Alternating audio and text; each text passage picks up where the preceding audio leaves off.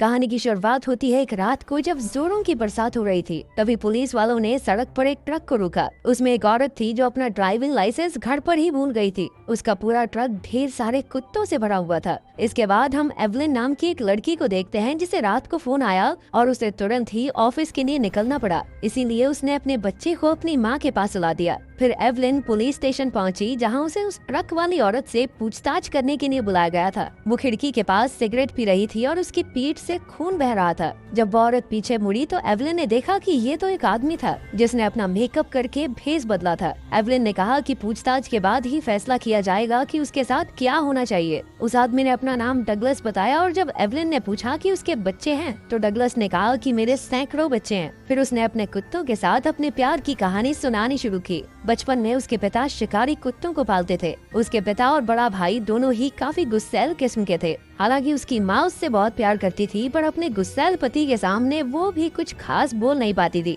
उसके पिता कुत्तों को भूखा रखकर उन्हें शिकारी कुत्ता बनाते, लेकिन डगलस अक्सर उन कुत्तों को खाना खिला देता था। जब उसके पिता को ये पता चला तो उन्होंने उसे भी कुत्तों के साथ पिंजरे में बंद कर दिया। तब सभी कुत्तों ने अपने नए साथी को गले लगाकर उसे गर्माहट दी। वहीं उसकी माँ दोबारा से प्रेग्नेंट हुई तो उसने सोच लिया कि वो अपने होने वाले बच्चे को इस नर्क में तो नहीं पालेगी। इसीलिए वो मौका देखकर घर से भाग गई। जाते हुए उसने डगलस को खाने के कई डिब्बे दिए, जिस वजह से डगलस को पिंजरे में ज्यादा परेशानी नहीं हुई। खैर, कहानी के बीच में ही एवलिन उठकर वापस घर आ गई। उसकी माँ ने उसे बताया कि उसका शराबी पति घर के आसपास आकर बच्चे से मिलने की कोशिश कर रहा था, जबकि कोर्ट ने उसे एवलिन और अपने बच्चे से दूर रहने की सख्त हिदायत दी थी। इधर गिरफ्तारी से पहले एक लड़का डगलस को एक लावारिस कुत्ता देने आया था। उसने बताया कि एल वर्डुगो नाम का एक गैंगस्टर मार्था नाम की एक औरत को बहुत ज्यादा परेशान कर रहा है। तब डगलस ने उसकी मदद करने का फैसला किया। उसने काले कपड़े पहनकर औरत का भेष बनाया और एल वर्डुगो का पीछा किया। फिर उसने अपने कुत्ते को फोन देकर भेजा और वो सीधा एल वर्डुगो के पास पहुंचा। जब एल वर्डुगो ने फोन पर बात की तो डगलस ने अपने दूसरे कुत्ते को इशारा किया और उसने एल वर्डुगो से कहा कि अगर तुमने मार्था का पीछा नहीं छोड़ा तो मेरा कुत्ता भी तुम्हें नहीं छोड़ेगा। आखिरकार एल वर्डुगो मान गया और पहला कुत्ता फोन लेकर चला गया। एल वर्डुगो ने अपने गुंडों को कुत्तों का पीछा करने का हुक्म दिया, पर वो उन्हें कहीं नहीं मिले। इधर एवलिन डगलस के घर की तलाशी लेने पहुंची, जो किसी जंग के मैदान से कम नहीं लग रहा था। वहां से लौटकर वो फिर से डगलस से मिली और उसकी कहानी सुनी, जहां उसके भाई ने उसके पिंजरे पर डॉग मैन का झंडा लगा दिया था। डगलस ने बताया कि एक दिन उसके भाई ने उसे कुछ कुत्तों को छिपाते हुए देख लिया, जिसके बाद उसने तुरंत ही अपने पिता से शिकायत कर दी। उसके पिता गुस्से में बंदूक लेकर आए तो डगलस पागल होकर कुत्तों की तरह भौंकने लगा। जल्द ही सभी कुत्ते गुस्से में पिंजरा काटने लगे। उसके पिता ने अचानक से डगलस पर गोली चला दी और वो नीचे गिर गया। इसके बाद उसका भाई तुरंत अपने पिता को अंदर ले गया। इधर डगलस ने अपनी कटी हुई उंगली एक लिफाफे में डाली और एक कुत्ते को पुलिस की गाड़ी दिखाकर उन्हें उंगली देने को कहा। कुत्ता लिफाफा लेकर भाग गया और काफी समय भटकने के बाद उसे पुलिस की गाड़ी मिल ही गई। कटी हुई उंगली देखकर पुलिस वाले कुत्ते के पीछे आए और डगलस के घर पहुंचकर उन्होंने उसके पिता और भाई को गिरफ्तार कर लिया। उन्होंने डगलस को उठाया, पर वो चलने की शक्ति खो चुका था। असल में वो गोली उसकी उंगली काटकर सीधा दीवार पर लगी और फिर उसकी रीढ़ की हड्डी में घुस गई। अगर डॉक्टर्स गोली निकालते तो उसकी रीढ़ की हड्डी को खतरा था, और अगर डगलस चलेगा तो वो गोली कभी भी हिलकर उसकी जान ले सकती है। खैर, उसके पिता को 20 साल की सजा हुई, लेकिन 2 हफ्तों बाद ही वो जेल में मारा गया। वहीं उसके भाई को 12 साल की सजा हुई थी, पर अच्छे बर्ताव के कारण 8 साल बाद वो रिहा हो गया। उसके रिहा होते ही डगलस के कुत्तों ने उसका पीछा किया और एक अंधेरी गली में उसे घेर कर उसका काम तमाम कर दिया, पर डगलस ने इसके बारे में एवलिन को कुछ नहीं बताया। खैर, अपने पिता की कैद से रिहा होने के बाद उसे एक अनाथ आश्रम में भेजा गया, पर कोई बच्चा व्हील चेयर वाले लड़के से दोस्ती नहीं करना चाहता था। फिर उसकी दोस्ती लाइब्रेरियन सलमा से हुई और उसने शेक्सपियर की किताबें पढ़नी शुरू कर दी। उसे सलमा से प्यार हो गया और जल्द ही वो दोनों थिएटर में नाटक करने लगे। सलमा ने उसे मेकअप की मदद से किसी भी किरदार में ढलना सिखाया। इन नाटकों में डगलस को बहुत मजा आने लगा, पर कुछ समय बाद सलमा काम की तलाश में शहर चली गई। डगलस अखबारों से उसकी तस्वीरें इकट्ठी करने लगा और कई साल बाद बड़ा होकर वो सलमा का नाटक देखने गया। नाटक के बाद वो सलमा से मिला तो सलमा ने उसे तुरंत ही पहचान लिया और उसे देखकर वो बहुत खुश भी हुई। डगलस ने अपनी किताब दिखाई जिसमें उसने सलमा की तस्वीरें इकट्ठा की थी। तभी कमरे में एक आदमी आया जो असल में सलमा का पति और उसके होने वाले बच्चे का बाप था। ये देखकर डगलस का दिल चकनाचूर हो गया और वो सलमा को अलविदा कहकर अपने कुत्तों के पास आ गया। उसे एहसास हुआ कि उसका पहला प्यार कभी पूरा नहीं हो पाएगा, इसीलिए वो गुस्से में बुरी तरह चिल्लाने लगा, यहाँ तक कि वो खड़ा भी हो गया और अचानक गिर पड़ा। उसे देखकर कुत्ते भी भौंकने लगे और बाहर आकर उसके शरीर से लिपट गए।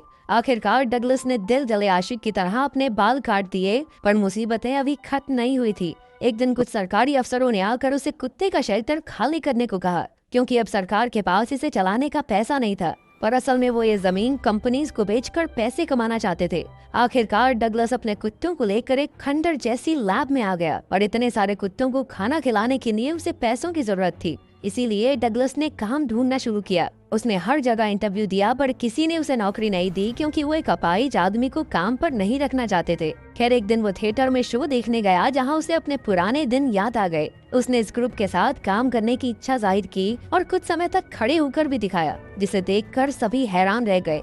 सभी कलाकारों ने उसकी तारीफ की और आखिरकार डायरेक्टर ने उसे ग्रुप में शामिल कर लिया। जल्द ही डगलस की परफॉर्मेंस का दिन आ गया और वो मेकअप लगाकर तैयार हो गया। उसके साथ ही उसे स्टेज तक ले आए और वो खड़ा हो गया। जब पर्दा खुला तो उसने एक बेहतरीन फ्रेंच गाना सुनाया, जिसे दर्शकों ने बेहद पसंद किया। इसके बाद एवलिन ने उससे पूछा कि वो गाने के अलावा कुछ और भी करता है क्या। तो डगलस ने कहा कि वो लोगों को अपने कुत्ते देखकर उनकी सुरक्षा में मदद करता है। उसने बताया कि उसके कुत्ते इतने समझदार हैं कि खाना बनाते समय उसे सही मसाले तक लाकर दे सकते हैं। उनकी ये काबिलियत देखकर डगलस ने उन्हें अमीरों के घर से जेवर चुराना सिखाया। जल्द ही उसके कुत्ते बड़ी सफाई से चोरियां करने लगे और इंश्योरेंस कंपनीज को नुकसान की भरपाई करनी पड़ती थी। आखिरकार उन्होंने एक्रियन नाम के एक इन्वेस्टिगेटर को जांच के लिए भेजा। एक्रियन उस औरत के घर गया जिसके यहाँ चोरी हुई थी, और उसने पूछा कि चोरों के आने पर कुत्ते भौंके क्यों नहीं। फिर उसने सीसीटीवी कैमरास की फुटेज निकाल कर देखी, जहाँ उसकी नजर एक कुत्ते पर पड़ी। वो कुत्ता घर में घुसा और घर के कुत्तों से कुछ बातें करने लगा।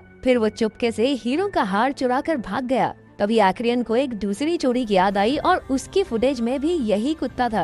एक्रियन ने देखा कि ये कुत्ता चोरी करके एक वैन के पास गया, जिसका ड्राइवर कोई व्हील चेयर वाला आदमी था। इस वैन का नंबर निकालकर आखिरकार वो डगलस तक पहुंच गया, पर एक्रियन ने उसे पुलिस के हवाले न करते हुए खुद उससे मिलने एक क्लब में गया, जहां डगलस भेष बदलकर गाना गा रहा था। उसके परफॉर्मेंस के बाद एक्रियन उससे मिला और उसे खाने पर बुलाया, पर डगलस ने इसके लिए इनकार कर दिया। खैर, बाद में एक्रियन उसका पीछा करते हुए उसके घर तक पहुंच गया, पर वो ये नहीं जानता था कि यहाँ भी सीसीटीवी कैमरास लगे हैं। डगलस ने अपने कुत्तों को पहले से ही तैयार रखा था। अचानक एक्रियन ने बंदूक निकाली और डगलस से सारे चोरी किए हुए जेवर मांगे। उन्हें पाकर वो खुद अमीर होना चाहता था। डगलस ने उसे तिजोरी का पासकोड बता दिया और एक्रियन सारे जेवर लेकर जाने लगा, पर अचानक डगलस ने उसे डिनर के लिए रुकने को कहा। एक्रियन मान गया, पर वो क्या जानता था कि आज रात को कुत्तों का डिनर वही बनने वाला है। जल्द ही डगलस के इशारे पर कुत्तों ने एक्रियन पर धावा बोल दिया और उसे बुरी तरह नोच नोच कर खा गए। फिर एक दिन जब डगलस ने परफॉर्मेंस के लिए मैरिलिन मोनरे का भेष बनाया, तो एल्वर डुगो के गुंडों ने उसके अड्डे पर हमला कर दिया।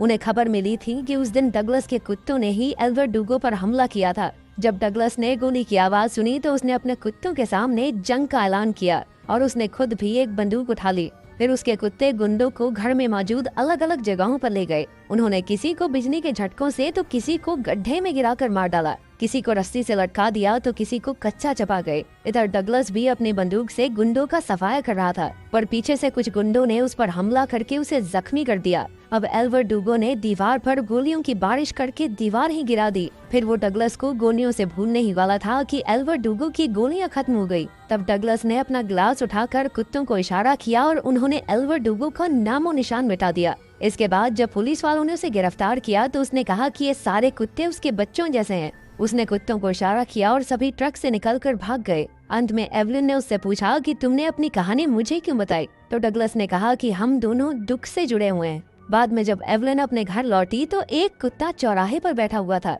उधर पुलिस स्टेशन में डगलस ने कपड़े बदलकर सूट पहना। जल्द ही कुत्ते पुलिस स्टेशन में घुस आए और उन्होंने पुलिस ऑफिसर को डराकर बेहोश कर दिया। फिर उन्होंने चाबी चुराकर डगलस के कमरे के नीचे सरका दी। आखिरकार डगलस आजाद होकर बाहर निकला और उसने उगता हुआ सूरज देखा। फिर वो खड़ा होकर चर्च की ओर बढ़ा और उसकी छांव में आकर डगलस ने भगवान से कहा, मैं आपसे बहुत प्यार करता हूँ और अब पूरी तरह तैयार हूँ। कुछ ही पलों में डगलस अपनी आखिरी सांसें लेकर मर गया।